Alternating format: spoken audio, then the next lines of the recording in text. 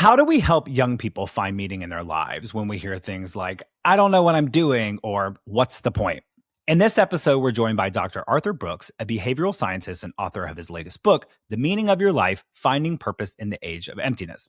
He spent decades researching what makes life feel purposeful, and he's here to help us understand why meaning matters so much, especially for young people right now. And what can we actually do about it? We'll learn what meaning actually is to really define it. He talks about three essential pieces: coherence, purpose, and significance, as well as how our brains play a critical role. He leans in further to actually provide actionable steps we can take to get there, like how to detox from constant distractions, like our devices, creating space for real thinking, and exposing ourselves to beauty and genuine connection. But here's the thing. Before we can guide young people towards purpose, we have to find it in our own lives first. Because when young people see us really search and find meaning, actually living it, that's when they start believing it's possible for them too.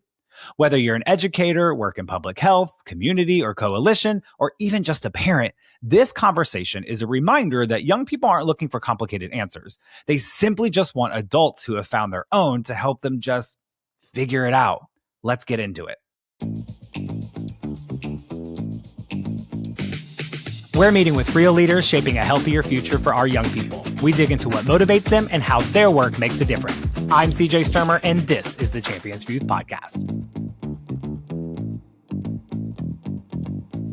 Dr. Brooks, thank you so much for being here today on the Champions for Youth Podcast. I really, really appreciate it. I love being here, yeah. Good. So, Dr. Brooks, you've written this incredible book, The Meaning of Your Life, Finding Purpose in the Age of Emptiness, which is an incredible read. I absolutely love it. I got a lot out of reading this book. Before we dive into the contents of the book, I'm really curious. And you talk about this a little in the book, but I'm curious of what got you down this path. What led to writing these books and being this incredible author?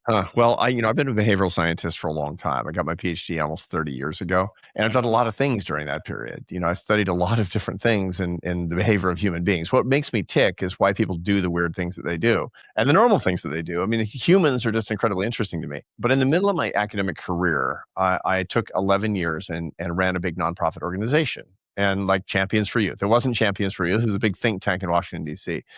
But during that period, I thought, I'm not going to do this forever. I'm going to come back to academia, and I'm going to reinvent myself when I come back to academia. I want to do the most important thing I can possibly do, because I was going to step away from that CEO job in my mid-50s. I knew this was going to be the last act of my career for the last 10 or 15 years of my career.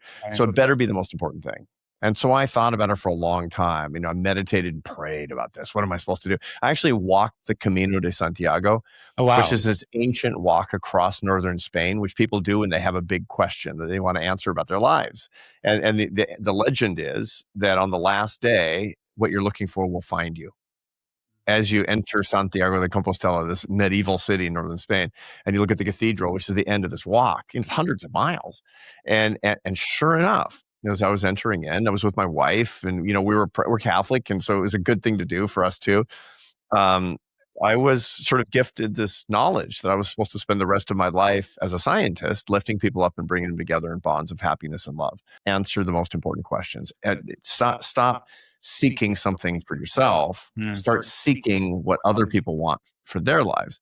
And so I came back to academia. I took a professorship at Harvard University, where I started teaching the science of human happiness based on neuroscience and behavioral science. And it became, at the Harvard Business School, the most sought after elective in the school, because it's happiness and incredible. I mean, hundreds on the waiting list and the whole thing. And I realized pretty quickly that it was too limiting to be just in the classroom. So I started writing books. I started a column in the Atlantic. I started doing podcasts about this, and it kind of exploded, as a matter of fact. Now, the most important topic when you study happiness these days is meaning. Happiness is a combination of three things: enjoying your life, enjoyment, satisfaction with your accomplishments, and the meaning of your life. Those are the three macronutrients of happiness. And the most important macronutrient, the protein of happiness, is meaning. And most people don't know what it is, especially young people today. So you work for, the overall well-being of young people, and me too, because I find people in their 20s and younger today are the people most likely to say, I don't know the meaning of my life. And this is the precursor to depression and anxiety. Everybody knows that depression and anxiety have gone through the roof. The reason is because there's a lack of a sense of meaning in their lives. And so I wrote this book, for everybody under 30 and everybody over 32 to find the meaning of their lives, because I want people to live happier lives. I love that. That's incredible. I love that you take this pilgrimage, Yeah, or it was this an journey. absolute pilgrimage. Yeah, and just you have this moment to come up with this aha moment, and knew that there was something bigger Right. that you needed. And That's I think that in these conversations that I have with people, I think sometimes we get so much in our minutia that we forget to check in with that. Yeah. So I really like that's what sort of the path that led you there. It is. It's meaning, because I was looking for the mission of my life, and the mission is kind of the lyrics of the meaning of your life. If you can say, what's the mission of what am I all about? Lift people up and bring them together in bonds of happiness and love using science and ideas. That's my mission statement. And that really articulates the meaning of my own life, which I need to be able to articulate such that I can bring those ideas to others. Right. The song of our life. And so that led you down the path of writing this book. That's right. It led down the path of writing a series of books, actually. Okay. So I wrote a book in 2022 called From Strength to Strength: Finding Success, Happiness, and Deep Purpose in the Second Half of Life. And, for a lot of the people that were looking for something as they were inflecting their own lives. And then I wrote a book co-authored with Oprah Winfrey called Build the Life You Want, which is the basic science of happiness for, broad group of people that just would have no access to this information. And then this, which is the meaning book for dealing with the biggest problem that I saw for young adults today, and for a lot of other people as well. I couldn't agree more. I remember when I was younger, the under 30 crowd, if you will, as well. But I remember feeling, as I was approaching my 30s, being sort of stuck in that rut. And it's actually something that I moved to Los Angeles from Washington, D.C. about that time, because I just felt stuck. And I was like, I need to do something more. So I kind of wish this book was around then, because when I started reading this book, I genuinely could not put it down. I made it through a third of the way, and I was like, okay, I need to go to bed. And then it left me contemplating so many things, and like reflecting of that time period as well, of that things that would have been nice to have, like this toolkit, if you will, to be able to sort of think and process through that. And it was funny. The next morning, actually, I was sitting there brushing my teeth, and I was like, wait, I'm still on the same molar. And so I was so in my head reflecting on what I read from this book, that it was just really fascinating. So you mentioned like understanding the meaning of your life, right? And defining that meaning. What is meaning? How do we define the meaning of our life? Yeah. So you can't recommend to somebody that they go find the meaning of their lives if they don't know what they're looking for, right? It's like anything else. If I tell you, go to Squim, you're gonna be like, what's a Squim? Well, it turns out Squim is a little city on the Olympic Peninsula of Washington State. So I have to tell you it's a little town in Washington State. And then you can go look for it. So what's the meaning of meaning is really where the thing starts. It's too big otherwise. It's like a New Yorker cartoon. What's the meaning of life? I mean, and so, looking at it both philosophically and psychologically, looking at how people have defined it. And the way that you do that, by the way, is you find people who have a really, really strong sense of meaning, and then figure out what they have. Then you back out the kind of thing that you're looking for, not the meaning of your life, but just the meaning of meaning itself. And it really is a combination of these three big ideas.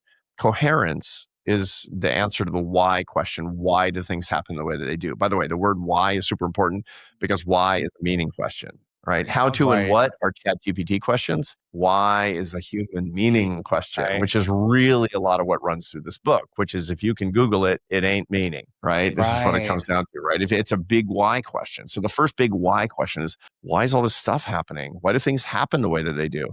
Some people answer that with respect to the mind of God. Some people with respect to science. I like both of those, because I'm a scientist and I'm also religious.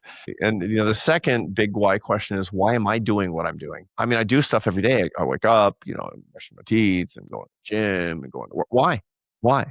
And that's the purpose question. The purpose, the goals, the direction of life. That's the why am I doing what I'm doing question, purpose. The third is, why does it matter? Why do I matter? Why does my life matter? That's the significance question. So those are the three big whys, and they come down to coherence, purpose, and significance. And when people really understand those things, they have a sense of their life's meaning. And so when I'm working diagnostically with adolescents or young adults, I have a series of questions that I ask them that are in this book about whether or not they have and where they don't have their sense of life's meaning and what we need to work on. Do we need to actually help them understand why stuff happens? Do we need to give them a better sense of life's purpose, which, Champions for Youth is all about, is giving people a better sense of purpose and goals and direction? Or do we have to help them understand that they're loved, which is the significance question? Right. Like, you have to understand where you are and your purpose and what drives you if you're going to be able to instill that on others, especially for young people who are at an age where they're looking for that guidance, That's right? right. Like, young people don't just wake up and suddenly have it all figured out. They look to us for that. And if we don't Yeah. know, it's very hard to instill that on others. So For sure. that And makes we sense. have to be competent and careful to make sure that we're leading them on a path Right. toward finding, because the truth is it's a journey. The whole thing is an incredible journey. We have to be on the journey ourselves as adults, and we have to help them on their journey without propagandizing them and not trying to, eat their brains in some sort of political way of thinking. No, it's like set them on a path where they can actually find it. That's Right. what it comes down to, where they can experience these deep whys. And part of the reason for that is, by the way, that, the way that we will often use information, say, this is it right here. That's not the way meaning works. Meaning actually exists as a kind of living understanding, not as a bunch of information and facts, Oh, interesting. which is super important to figure out because we live in the era of information and facts. So if you think you're going to Google the meaning of life and figure it out, you're wrong. You have to be set on the path of understanding, of mystery, and then start to live it. That's the way that it actually works. And we're responsible for helping young people on that path. Right. Yeah, AI may talk to us, but it's not going to give us the meaning of life. It can't. It can't, because it's actually on the how to and what side of our brains. Our brains are hemispherically lateralized. That means they have two sides. The right side of the brain is the why side, the meaning and mystery side. The left side is the how to and what side, the facts and information side. Anything that you can Google is not the meaning of life. Is what it might be information that's interesting. It might be useful. It might even be profitable. But AI, for example, I mean, if you're using it as a therapist, you're using it wrong. If you're using it as a girlfriend or as a buddy, you're doing it wrong. Right. Because those are deep relationships of mystery and meaning to understand yourself in a deep way. It's just all you're going to get is the left side of your brain, facts and information from these engineered sources.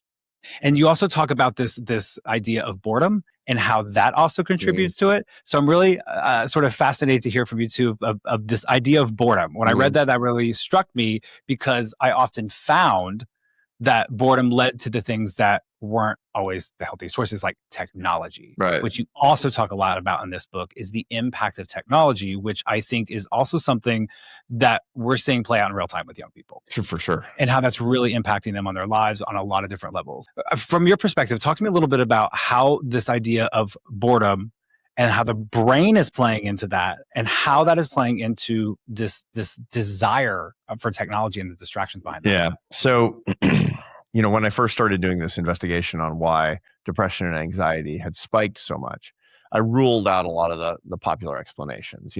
Baby boomers wrecked the world and drove the price of houses and ruined society, or that young people are just weak. I mean, all that stuff is just generational blame. Yeah. And most of the things that we find are just nonsense. But we do have an explosion of depression and anxiety for young adults and adolescents that's unprecedented. So there has to be an explanation behind it. And what you find is that the number one predictor of depression and anxiety is this feeling of meaninglessness.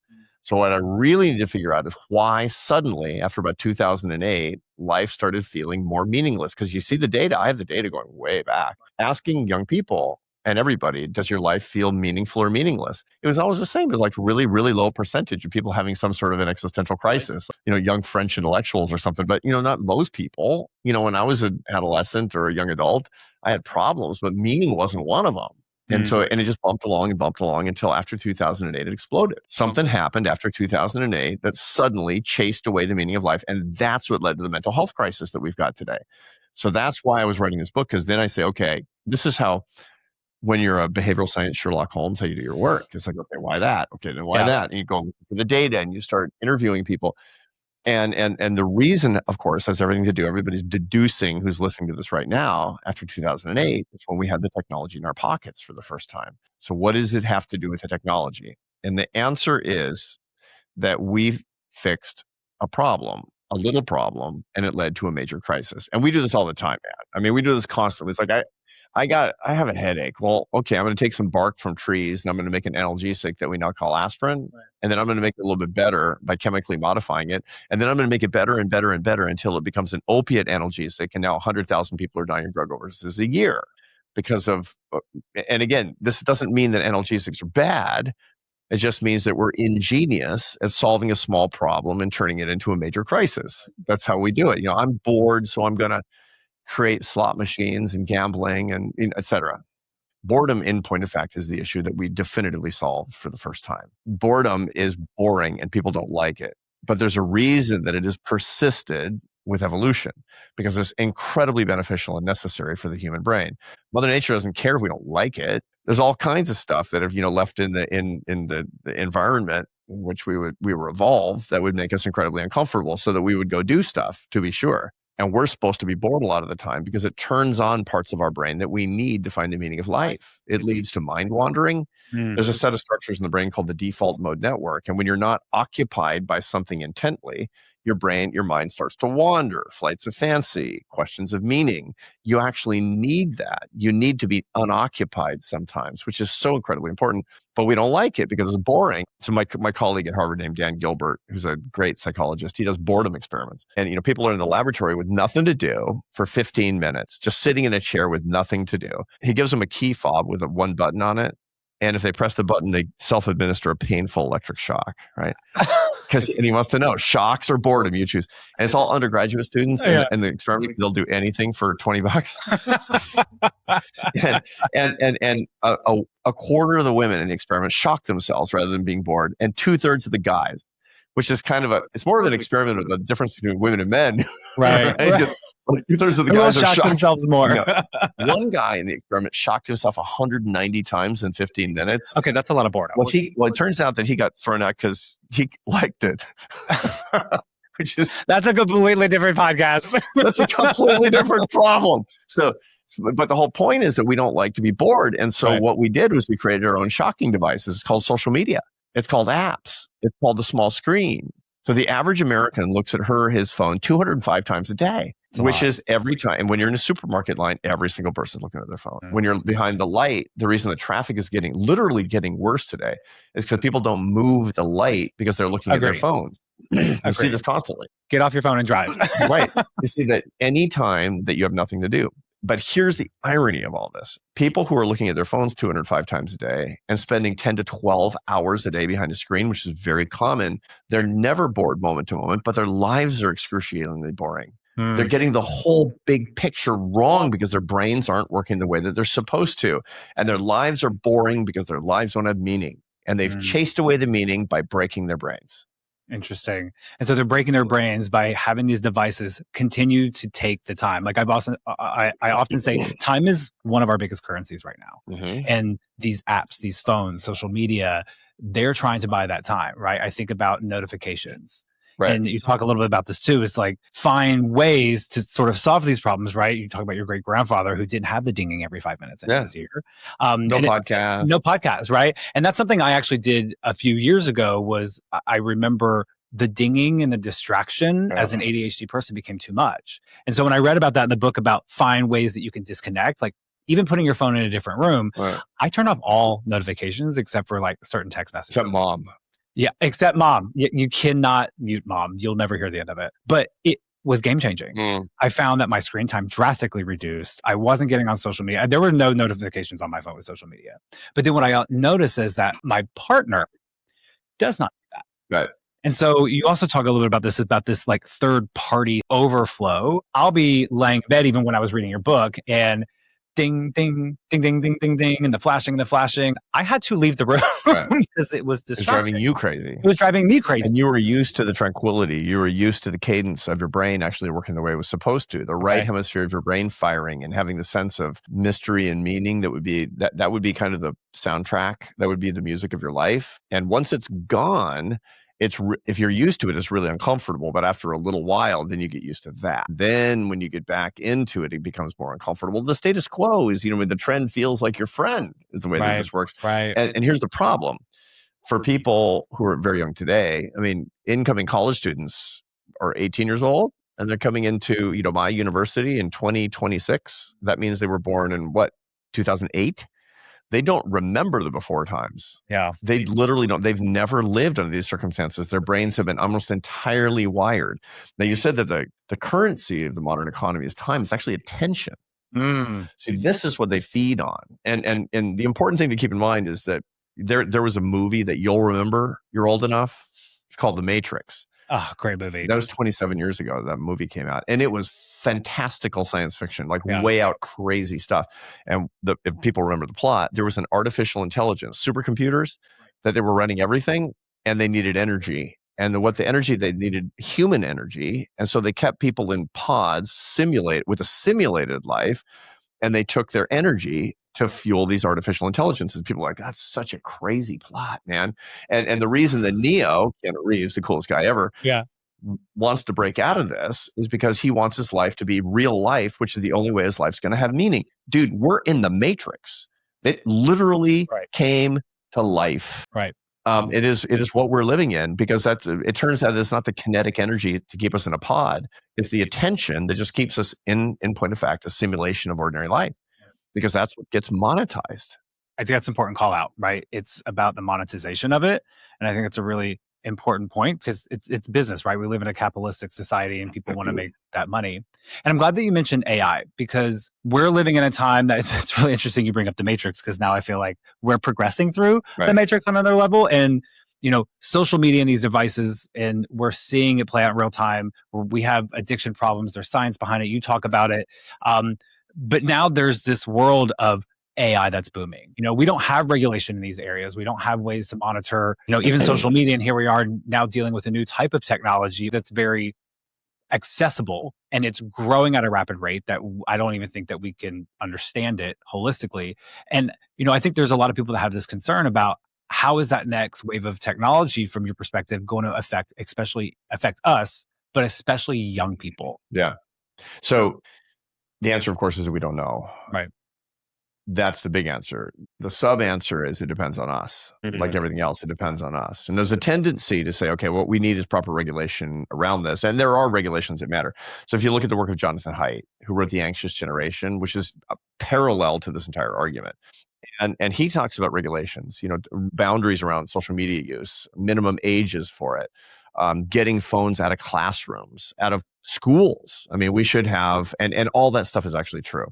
But with any technology that we misuse and then we learn how to use for our gain as a society and as people, it's because we learn how to use it. And that means that we need to be good parents and self-governing individuals. And I think we will. I'm actually a big techno optimist. I'm not a huge Luddite. I have every device known to man. And the reason is because I know that these things are going to make life better, but they're going to make life worse for a while. Right. The telephone was a troubling technology for people at certain points.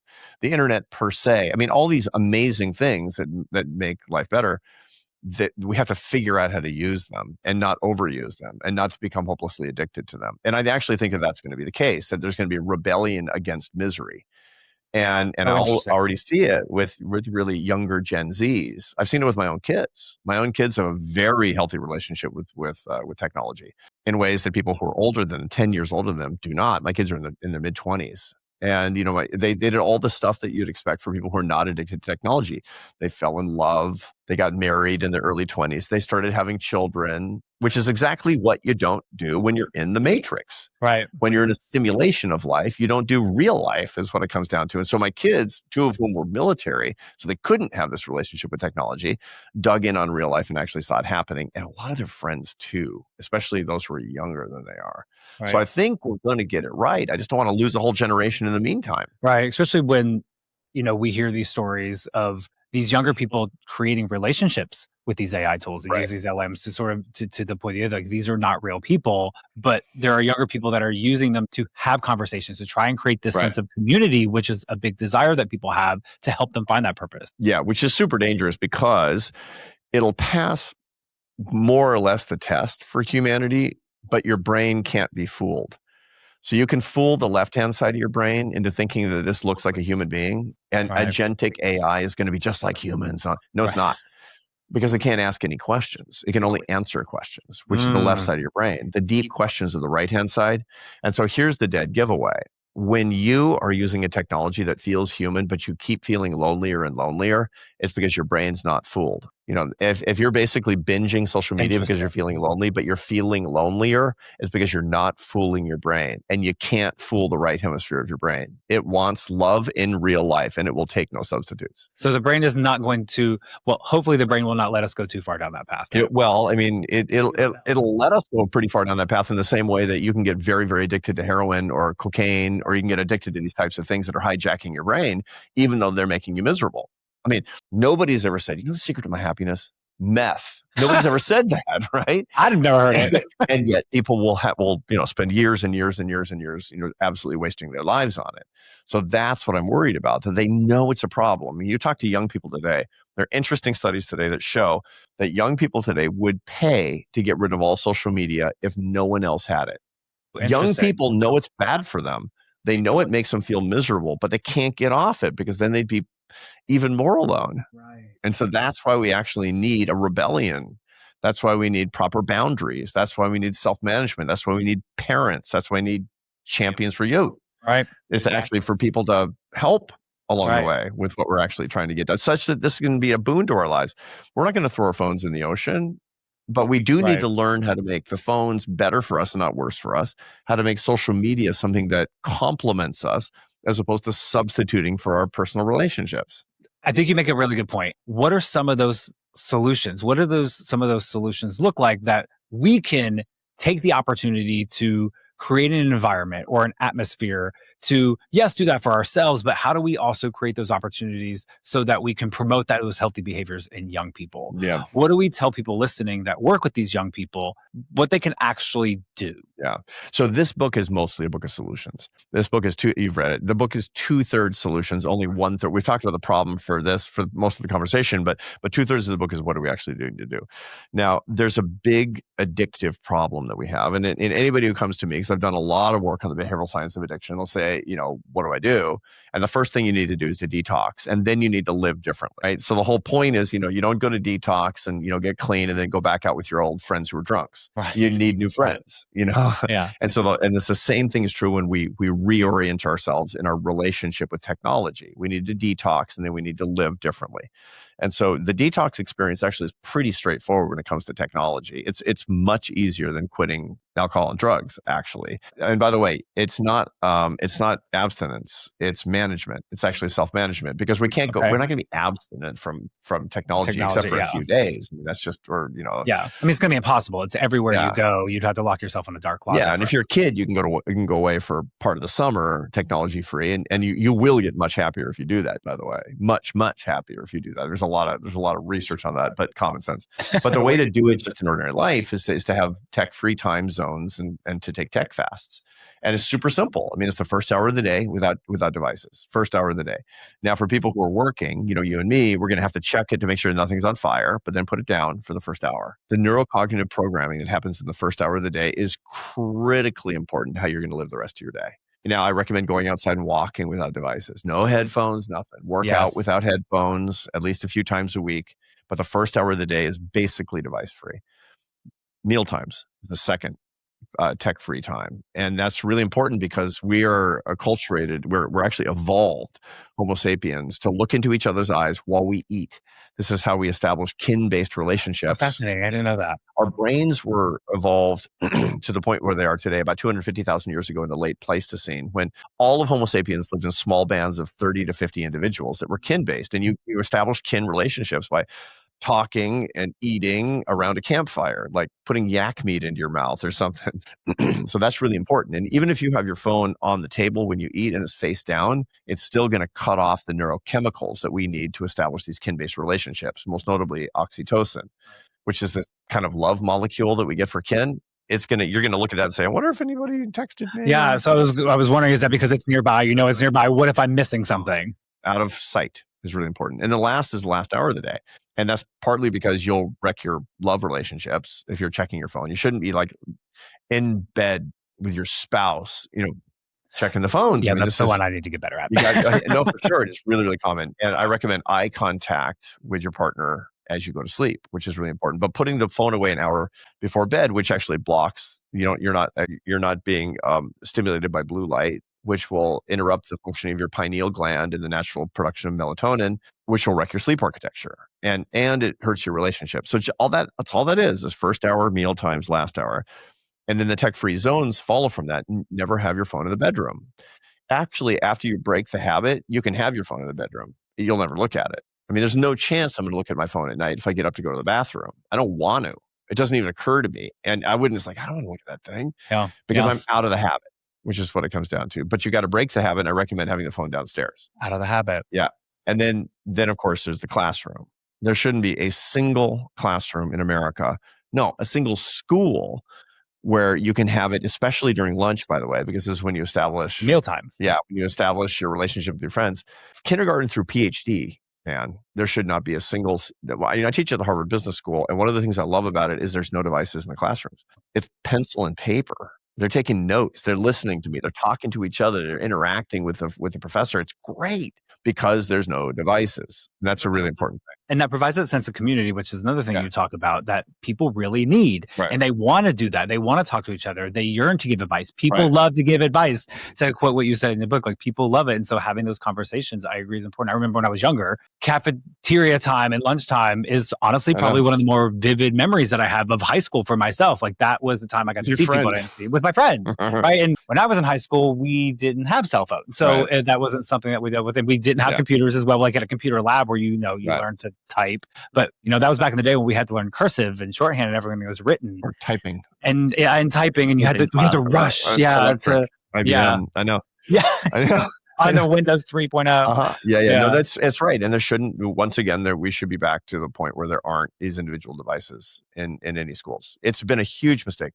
The introduction of technology into classrooms. I mean, the whole idea was that kids should have unfettered access to it, and parents want it in case there's, a school shooter or something like that. Right.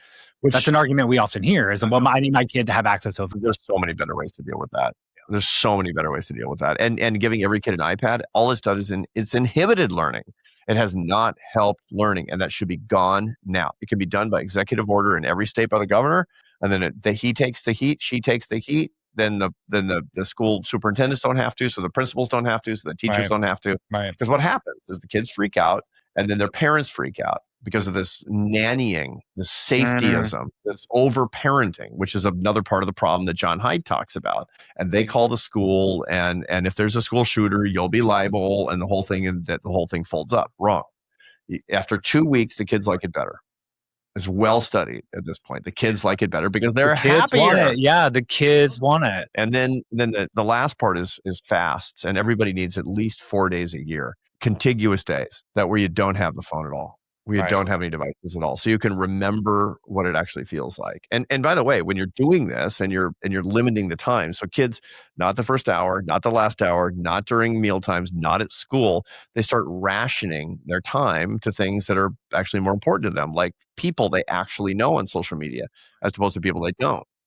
Learning things that they're interested in, as opposed to just facts and information are being fed to them by the matrix. Right. Because this is what the left brain is, facts and information that you don't actually need. And it's like you become addicted to information you never asked for. It's not necessarily, evil information or violent information, just information. It's funny because this is not a new idea. A very commonly attributed quote to Einstein. Who knows? It's on the internet, so who knows who said it? But but it could have been Einstein. Is that people read too many books? He used to say. And the reason is that he noticed that people become unproductive and incapable of flights of fancy and creative thinking because they're just like, another book, another book, another book. That's way better than too much internet. But 12 hours a day means that you have none of your own creative ideas. It's all somebody else feeding you something that they want you to look at, and then they're monetizing your attention. Right. And you can get those ideas by taking that break and talk about the idea of nature. Like you talk about go outside, put your phone down. I do that every day. 30 minutes. Right. I take my dog. I go for a walk. My phone does not come with me. It is very important to me. Everyone I work with knows this is my time. It's on my calendar. Just so you don't schedule, I need to go take my 30-minute walk to be outside. And you talk about this in Walking in Nature. And we talk about the importance of these things also in our work with young people because it goes hand in hand with all kinds of things that youth need. Yes, access to green space and those types of things, but we talk about the importance of that physical activity and that even that independence of going outside and reflecting and being your own mind and being mindfulness and just the downstream effects that that has. And talk to me a little bit more about that, like the power of being in nature Right. and just being able to find that sense of Right, creativity. right. So once you've detoxed, then you need to live differently. And this book has 6 ways to do that. Now, these are the 6 most studied ways to ignite activity in the right hemisphere of your brain. When your right hemisphere is stimulated, you will think about meaning, which means that you will find meaning, which means you will be less depressed and anxious. That's what it comes down to. So it's not like you have to go on some grand philosophical quest. What you need to do is put yourself in a life situation where the right side of your brain is active. That's all you have to do, which is so great. And there are basically 6 big ways to do it, one of which is actually exposing yourself to beauty. Now, beauty is processed in the right hemisphere of the brain. Beauty's funny because people will, it's funny, when people hear an incredibly beautiful piece of music, they'll cry.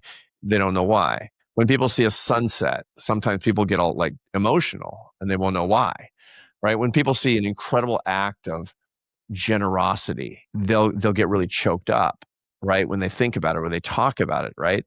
The reason is because this is beyond the realm of your speech centers. This is all deep, deep why. This is mystery. And the 3 ways to do it are exposing yourself to incredible artistic beauty, incredible natural beauty, and incredible moral beauty. Those are the 3 kinds of beauty that will really light up the right hemisphere of your brain. And that's something you often think about when you think of beauty. Those are not always the first places A that my beautiful mind. person, right? It's like she's so beautiful. He's so handsome. That's not it. Those are different parts of the brain, actually, because those are sort of the mating centers of your brain. They're ignited when you see somebody who's physically really, really attractive. What you want is something that's not that part of your brain, which is goal oriented, which biologically is evolved too. There's nothing wrong with that, but it just doesn't. It's not what we're talking about here. When you hear something that's really or hear a beautiful piece of poetry, a painting, a piece of music, that creates a sense of mystery and awe. The same thing is true when you go outside. Now, here's the problem with devices. There's very little beauty. I defy anybody to say that a picture of El Capitan at Yosemite on the internet, the screensaver of El Capitan, holds a candle to El Capitan. No. It just doesn't. And if the average, this is John Haidt's data, the average 12-year-old spends 4 to 7 minutes a day outside. 4 to 7 minutes It doesn't a day. feel like a lot of minutes. That's not nature. Yeah. And they're getting nature in pictures as a simulacrum transmitted through their screens. And that's just not beautiful. Now, you find that there's very little artistic beauty. And God knows when you're on social media, there's no moral beauty that you're seeing. All you're seeing is violence and anger and activism and political propaganda. Yeah. And the algorithm is just feeding it to you. Totally, because that's the stuff that will light up the limbic system of your brain and your fear centers and all that. You're the product. And so what that'll do is it'll get rid of all the beauty. And so young people today who are on screens all day long, their lives are basically bereft of beauty. And all the parents and educators watching us right now need to understand that if they're allowing this, that they're allowing young people, it's a form of child abuse never to have any beauty in their lives. Wow. That's really profound. I mean, it makes sense though, right? Like as Madonna says, beauty is where you find it, right? And you need to be able to actually go out there and experience. That's right. Those are the 3 ways to do it. And then, the fastest way is to go outside. That's the whole idea of touch grass. Yeah. And it's funny because that expression from young My mom people used to tell me that all the time. Go outside, touch grass. I know. But the whole idea today is that young people will say that when they're way, way, way too online and they realize that they're losing touch with reality, go touch grass. What that literally means is go outside without your screen. They know this today. We need to create institutions where that's happening, which means school with no screens, with recess and trips for young people where there's no technology, and camp during the summer where they actually can't bring their phones. That's how we do it. And taking them to concerts and reading poetry from a piece of paper, from a book, listening to music. That's what we need to do. It's so simple, yeah, right? But I think calling that out of saying that these are very simple at-home acts of beauty presentation that you can do for young people, no matter how you work with young people, right? Like you're a teacher, you can play something in a classroom. No matter who you are, even if you work in public health, even having technology-free zones, we've had those conversations on this podcast before with someone called Half the Story Project. And that's what they do in schools is they provide opportunities to create cell phone free zones. And what they tell us is that the young people want it. Yeah. They prefer to have it. Totally. They desire it. Yeah, no, they know they're lonely. They know their life is empty in a lot of ways. They know they're being captured, but they actually need the impetus, and they need the architecture around it.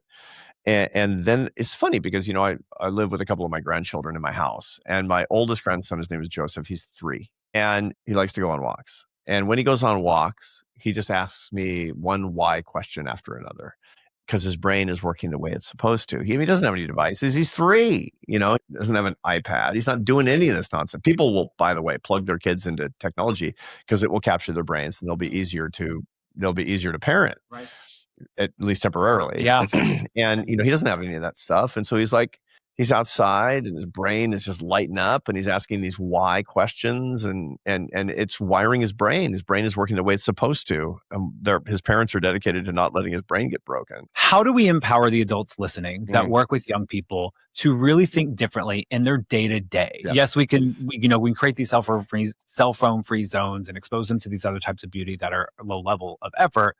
How do we empower people to really think differently about how to be better for young people? Yeah, for sure. And the answer to that comes from the first thing that you hear when you sit down on the airplane, which is, in the event of an emergency, put on your own oxygen mask first. Adults need to do these things for themselves and find the meaning in their own lives. A lot of people watching us today are educators, they're managers, they're parents, and they've wandered away from a sense of meaning in their life. And if they think deeply about it, they're depressed too, and they're really anxious too, and they're lonely too. A lot of people my age watching this, they're lonely. They're really lonely, and they don't know why. And the answer has everything to do with the hustle and grind culture that engineers everything and says everything is a complicated problem to solve through more information. And they had no flights of fancy, and they don't allow themselves to be bored, and they're addicted to their devices, and they're not going outside. They're not falling in love. They're not making friendships. They don't know how to deal with their own suffering. Because that's just one of the most meaningful things they can actually do. So put on your own oxygen mask first, and you'll understand what actually young people need.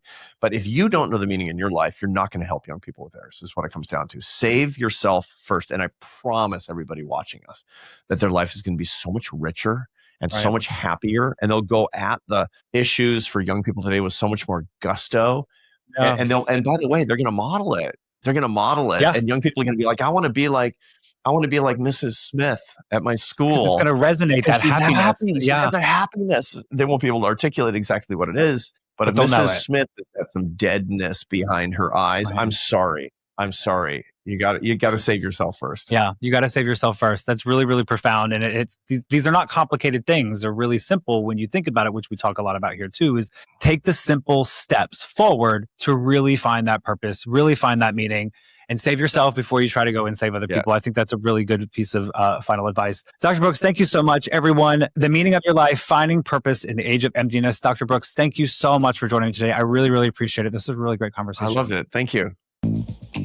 A huge thank you to the Virginia Foundation for Healthy Youth and Prevention Connections for their support. And thanks to Mauricio Reyes for creating that great music score. Don't forget to share this with others, because the only way we can make real change is if we do it together. And hey, if you like today's conversation, go ahead and give us that 5-star review. Now go out there, everybody, go do good. Thanks for listening. We'll see you next time.